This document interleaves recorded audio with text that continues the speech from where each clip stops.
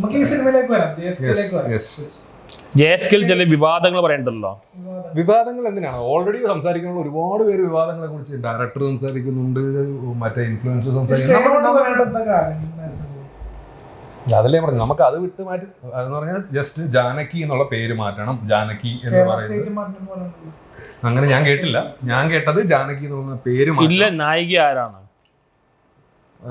Main lead character ഹീറോയിനായിട്ട് അനുപമ പരമേശ്വരൻ.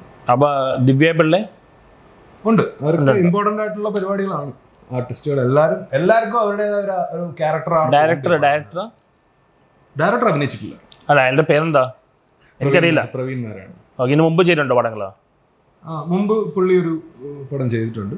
ഇത് ഒരു നിങ്ങളെ സെലക്ട് ചെയ്തപ്പോൾ ആദ്യം എന്താ പറഞ്ഞ? ഡയറക്ടറല്ല, എന്നെ സെലക്ട് ചെയ്തപ്പോൾ എന്നെ സെലക്ട് ചെയ്തത് ദൈവമായിട്ടുള്ളൊരു കണക്ഷനാണ്. അത് ഞാൻ പടത്തിൽ. നിങ്ങൾ ദൈവശാസ്ത്രിയാണോ?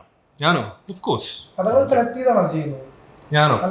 ഞാൻ എനിക്ക് വരുന്ന സംഭവങ്ങളൊക്കെ എനിക്ക് എങ്ങനെ പറ്റും. ഇതുപോലുള്ള വലിയ പടങ്ങളിലൊക്കെ നമ്മൾ ആഗ്രഹിക്കും, ചോദിക്കും, കിട്ടാതെ. അല്ല, ഞാൻ അങ്ങനെ ബാക്കിയുള്ള സംഭവങ്ങൾ നോക്കാറുണ്ട്. ഞാൻ പൊതുവെ അങ്ങനെ ഇന്ന കഥ അതൊന്നുമില്ല. എനിക്ക് സാധനം വർക്കായിട്ടുണ്ടെന്നുണ്ടെങ്കിൽ വരുമ്പോൾ പറഞ്ഞാൽ മതി, ആ സീൻ എനിക്ക് തന്നാൽ ഞാൻ അത് ചെയ്യും. ഇനി ഭാവിയിൽ സിനിമയിൽ ന്യൂഡായി അഭിനയിക്കാൻ സീൻ വന്നെങ്കിൽ ചെയ്യുമോ? ന്യൂഡായിട്ട് അഭിനയിക്കാൻ പറഞ്ഞ അല്ലെങ്കിൽ അങ്ങനെ സീൻ അഭിനയിക്കുമോ?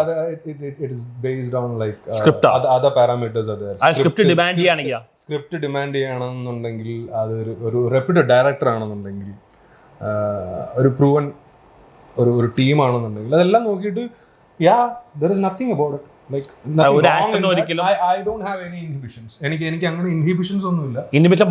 ഇൻഹിബിഷൻസ് ഇല്ല.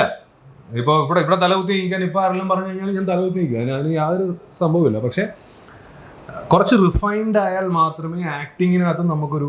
ഞാൻ ഈ കുറച്ച് നാളെ എഴുത്ത് പരിപാടികളൊക്കെ ആയിട്ട് ജസ്റ്റ് ഡിസോറിയന്റഡ് ആയിരുന്നു. ഇപ്പോഴാണ് ഞാൻ ഒരു ഡിസിഷൻ എടുത്തത്.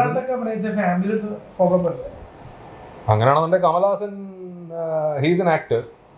He also should have thought like that. Not only Kamal Haasan, there are many heroes, character artists, many people are there who have done a commendable job, not just thinking. ഒരു നല്ല ആക്ടറായിട്ട് അറിയപ്പെടാൻ ആഗ്രഹം അല്ലെങ്കിൽ ഒരു super star ആയിട്ട് അറിയപ്പെടാൻ ആഗ്രഹം? നല്ല ആക്ടർ. സൂപ്പർ സ്റ്റാർ എന്നുള്ള സംഭവം എന്നൊക്കെ പറഞ്ഞാൽ നമ്മുടെ കയ്യിൽ. സ്റ്റാർഡം.